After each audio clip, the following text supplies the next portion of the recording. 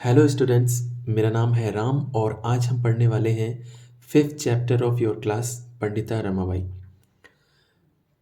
तो चलिए इसे शुरू करते हैं। सबसे पहले आपको इस पार्ट के जो शब्दार्थ हैं उनको ठीक से याद करना है, आपकी नोटबुक में भी लिखना है। हम जल्दी से इन शब्दार्थ को बोल लेते हैं ताकि एक बार ये हमें अभी रिवाइज हो जाए। इसके बाद हम इस पार्ट का ट्रांसलेशन शुरू करते हैं। पहला शब्दार्थ है परित्यज्य। परित्यज्य का अर्थ है छोड़कर। अध्यापयत यानी पढ़ाया। प्रतारणम यानी कि ताड़ना। असहत यानी कि सहन किया। स्वमातुः यानी अपनी माता से। विपन्न यानी कि निर्धन। दुर्भिक्ष पीड़िता यानी कि अकाल पीड़ित। दिवंगता यानी मृत्यु को प्राप्त हो गए। उपाधिभ्याम उपाधियों से। प्रारब्धवती आरंभ किया। सार्धैक वर्षात 1.5 वर्ष। 1.5 वर्ष से। प्रत्यागच्छत लौट आई। अर्थ संचय धन संचय यानी कि धन इकट्ठा करना। प्रत्यागत्य यानी कि लौटकर। मुद्रणम यानी कि छपाई। टंकणम यानी कि टंकण टाइपिंग। निराश्रिता यानी कि बेसहारा। यापयंती यानी कि बिताते हैं बिताती हैं। और अवदानम का मतलब है योगदान। चलिए इस चैप्टर का ट्रांसलेशन हम शुरू करते हैं। अगर आप बुक लेकर पढ़ रहे हैं तो आपको सिर्फ आवाज़ पे ध्यान देना है। आपकी बुक ले लीजिए और पेंसिल ले लीजिए और जो भी हार्ड वर्ड्स जो आपको लगते हैं उनका मीनिंग आप अपनी बुक में पेंसिल से लिख सकते हैं। और अगर बुक नहीं है तो सीधा स्क्रीन पर देखकर भी पढ़ सकते हैं और बाद में इस ट्रांसलेशन को आप अपनी नोटबुक में नोट कीजिए। चलिए शुरू करते हैं। स्त्री शिक्षा क्षेत्र। स्त्री शिक्षा के क्षेत्र में अग्रगण्या सबसे आगे गिनी जाने वाली पंडिता रमाबाई। पंडिता रमाबाई 1858 ख्रीष्टाब्दे, इसका मतलब है ईस्वी वर्ष में जन्म अलभत, जन्म प्राप्त किया। अलभत का मतलब प्राप्त किया। स्त्री शिक्षा के क्षेत्र में सबसे आगे गिनी जाने वाली पंडिता रमाबाई ने 1858 ईस्वी वर्ष में जन्म प्राप्त किया। तस्याः पिता, उनके पिता अनंत शास्त्री डोंगरे, यानी उनके जो पिता थे वो अनंत शास्त्री डोंगरे थे। माता च, और माता लक्ष्मीबाई आस्ताम, लक्ष्मीबाई थी। उनके जो पिता थे वो अनंत शास्त्री डोंगरे और माता लक्ष्मीबाई थी। तस्मिन् काले स्त्री शिक्षायाः स्थिति।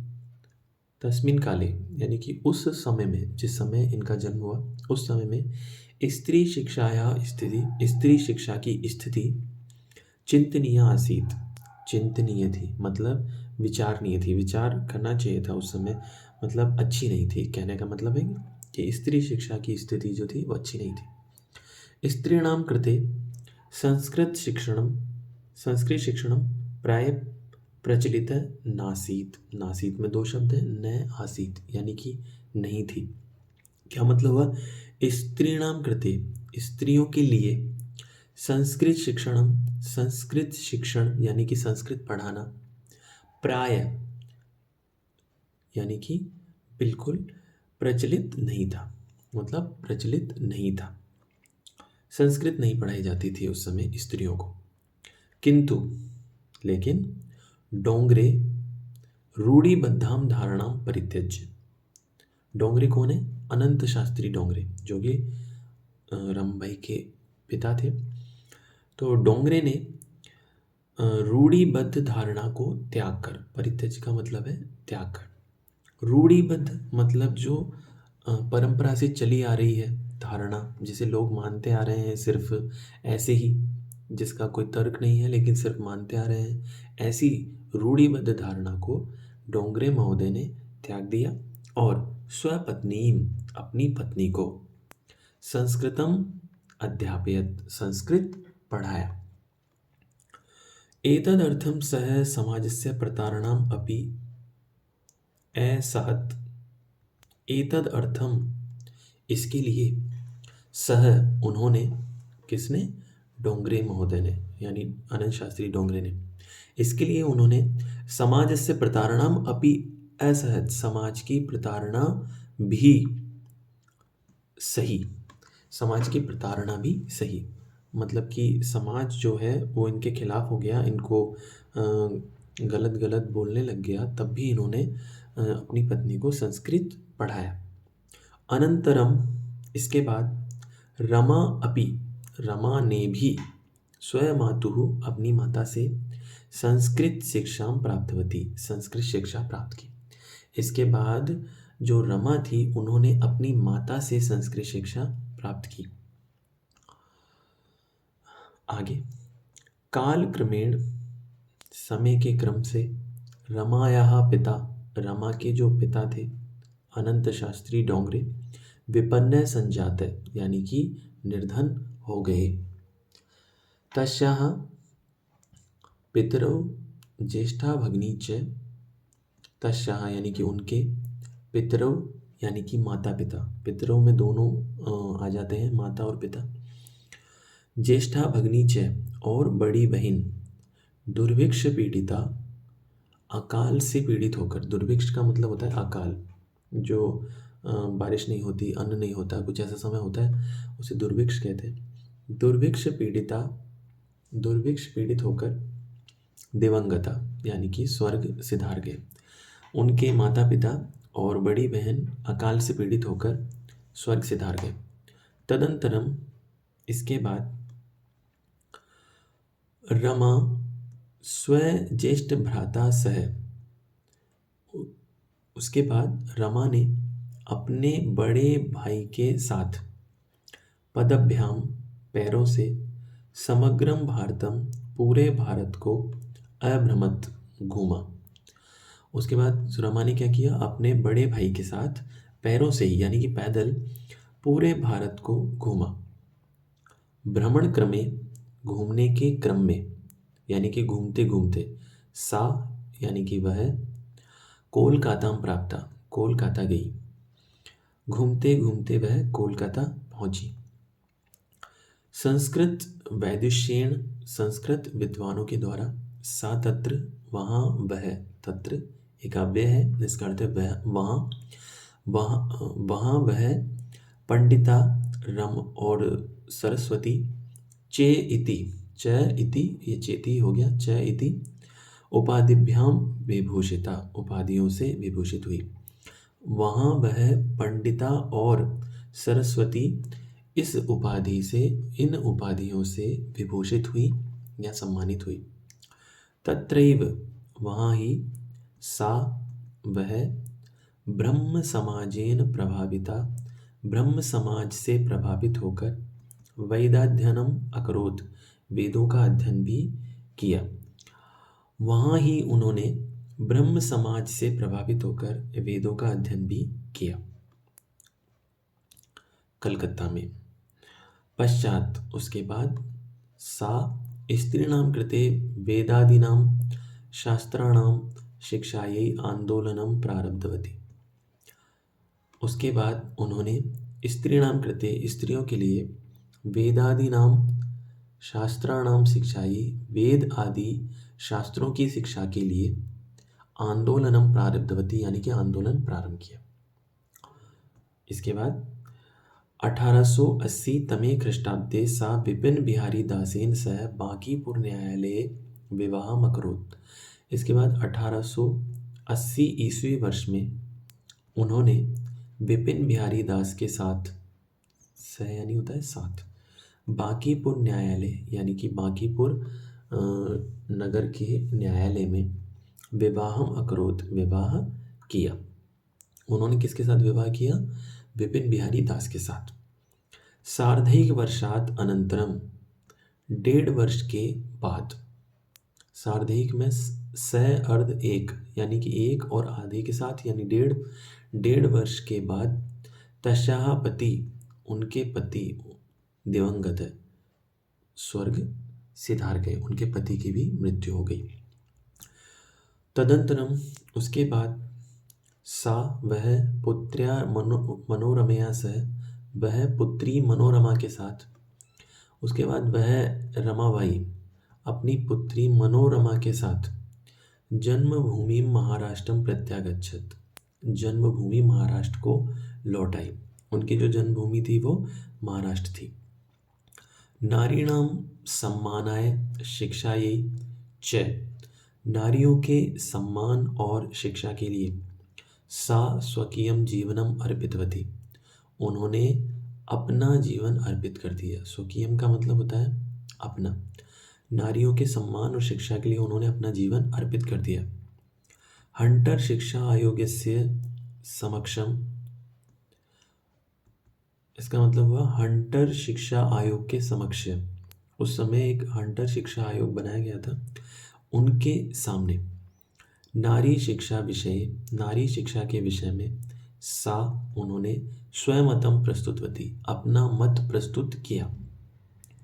सा, वह उच्च शिक्षार्थम, उच्च शिक्षा के लिए इंग्लैंड देशम गतवती, इंग्लैंड देश को गई। वह उच्च शिक्षा के लिए कहाँ गई? इंग्लैंड देश को गई। तत्र, वहाँ ईसाई धर्मस्य स्त्री विषयकई उत्तम विचारै प्रभाविता जाता, वहाँ स्त्री धर्म के स्त्री विषयक उत्तम विचारों से वह प्रभावित हुई। यानी कि ईसाई धर्म में जो स्त्रियों के बारे में जो उत्तम विचार है उनसे वह प्रभावित होती है। इसके बाद आप देखिए, इंग्लैंड देशात रमाबाई अमेरिका देशम अगच्छत, इंग्लैंड देश से रमाबाई अमेरिका देश को गई। तत्र, वहाँ सा भारतस्य विधवा स्त्रीणाम, वहाँ वह भारत की विधवा स्त्रियों की सहायतार्थम, सहायता के लिए अर्थ संचयम अकरोत, धन को इकट्ठा किया। वहाँ उन्होंने भारत की विधवा स्त्रियों की सहायता के लिए धन इकट्ठा किया। अर्थ यानी धन भी होता है, धन इकट्ठा किया। भारतम प्रत्यागत्य, भारत को लौटकर मुंबई नगरे, मुंबई शहर में सा, उन्होंने शारदा सदनम, शारदा सदन स्थापित, यानी कि स्थापित किया। जब वो लौटी भारत तो उन्होंने मुंबई शहर में शारदा सदन को स्थापित किया। इसमें क्या होता था? अस्मिन् आश्रमे, इस आश्रम में निस्सहायाः स्त्रियः निवसन्ति स्म, बेसहारा, बेसहारा स्त्रियां रहती थी। तत्र स्त्रिय, वहाँ स्त्रियां मुद्रण, टंकण, काष्ठकलादीनांच, मुद्रण यानी कि छपाई और टंकण यानी कि टाइपिंग, काष्ठ कला आदिनांश यानी कि काष्ठ यानी होता है लकड़ी, लकड़ी की कला आदि का प्रशिक्षण भी प्राप्त करती थी। वहाँ पर जो स्त्रियां हैं वो छपाई, टाइपिंग और लकड़ी से सामान बनाना, जो भी होते हैं खिलौने, जो घरेलू सामान होते हैं लकड़ियों से, वो आदि को बनाने का जो प्रशिक्षण था, ट्रेनिंग थी, वो भी प्राप्त करती थी। परम, लेकिन इदम सदनम, यह सदन यानी कि यह शारदा सदन पुणे नगरे स्थानांतरितम जातम, पुणे नगर में स्थानांतरित हो गया। मतलब पुणे नगर से ट्रांसफ़र होकर, मुंबई नगर से ट्रांसफ़र होकर पुणे नगर में आ गया। ततः, उसके बाद पुणे नगरस्य समीपे, पुणे नगर के पास में केड़गांव स्थाने, केड़गांव स्थान में मुक्ति मिशन नाम संस्थानम तया स्थापित, मुक्ति मिशन नामक संस्थान को उनके द्वारा स्थापित किया गया।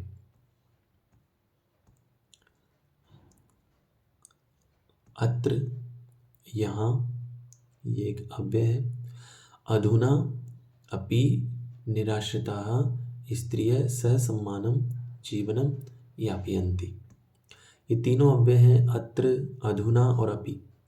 यहाँ अब भी, यहाँ अब भी बेसहारा स्त्रियां ससम्मान, सम्मान के साथ जीवन यापन करती हैं।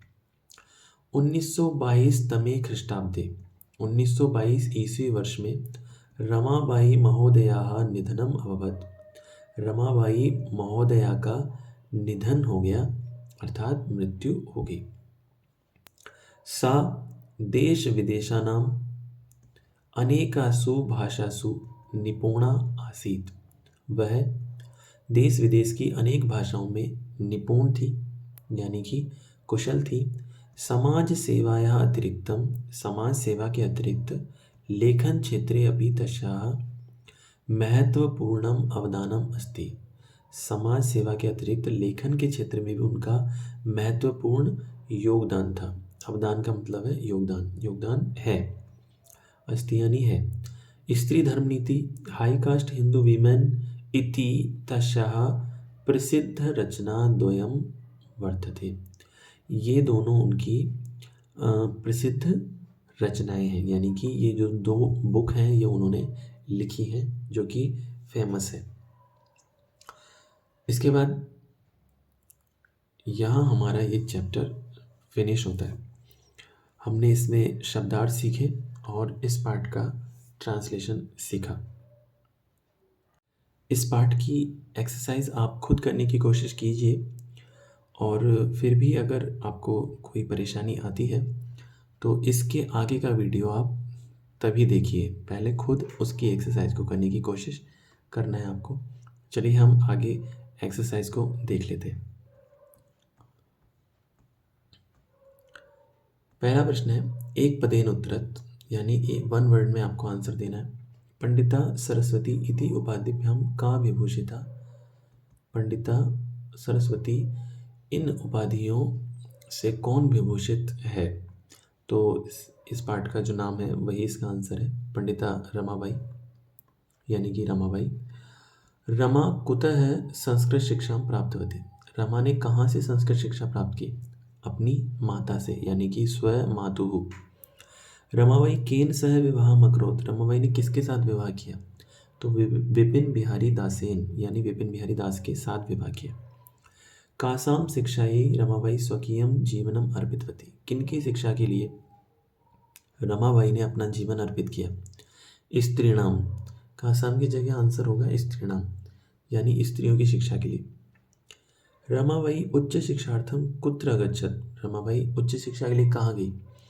तो रमाबाई उच्च शिक्षा के लिए इंग्लैंड देश को गई थी, इंग्लैंड देशम इसका आंसर हो जाएगा।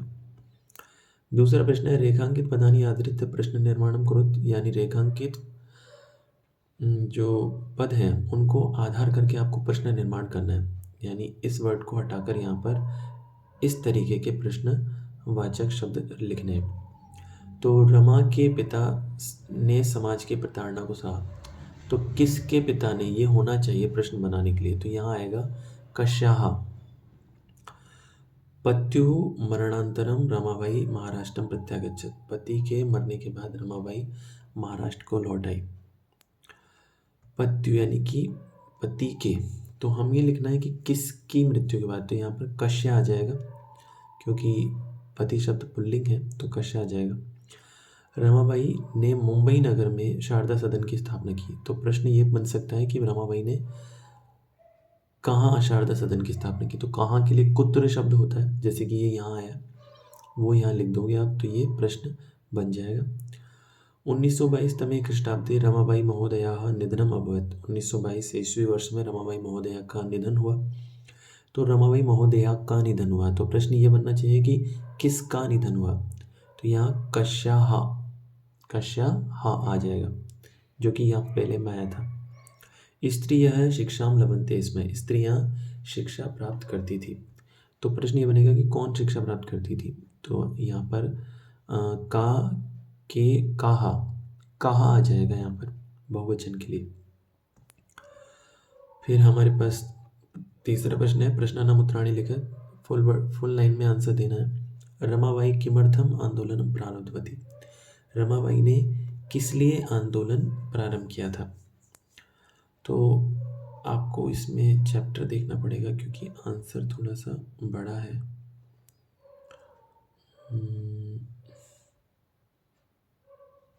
ये जो लाइन आई है यहाँ पर, सा स्त्रीणाम कृते वेदादीनाम शास्त्राणाम शिक्षायै आंदोलनम प्रारब्धवती, ये उसका आंसर ठीक रहेगा कि उन्होंने स्त्रियों के लिए वेद आदि शास्त्रों की शिक्षा के लिए आंदोलन प्रारंभ किया था।